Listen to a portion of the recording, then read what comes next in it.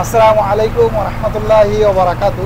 মালয়েশিয়ার একটা গ্রামে ঘুরতে আসলাম। তবে এই গ্রামে ঘুরতে এসে এমন একটা বাসে উঠেছি, বাসের ড্রাইভারটা পাগলা ড্রাইভার আর কি। মানে গাড়ি চালাচ্ছে পাগলা ড্রাইভারের মতন আর কি। মানে কোনো ভয় নেই, এত স্পিডে গাড়ি চালাচ্ছে। আল্লাহ সহি সালামতে আমাদেরকে আমাদের গন্তব্যে পৌঁছায়নি। মানে প্রচুর স্পিডে গাড়ি চালাচ্ছে। আর আমি আর ফিরোজ ভাই মূলত আসলাম ঘোরাঘুরি করার জন্য মালয়েশিয়ার গ্রামে।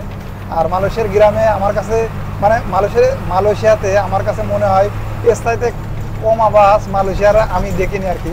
মানে এই বাসগুলো এতটাই কমা দুর্বল বাস। আর মানে মালয়েশিয়ার যে কোনো বাসে এসি থাকে, কিন্তু এই বাসগুলোতে কোনো এসি নেই।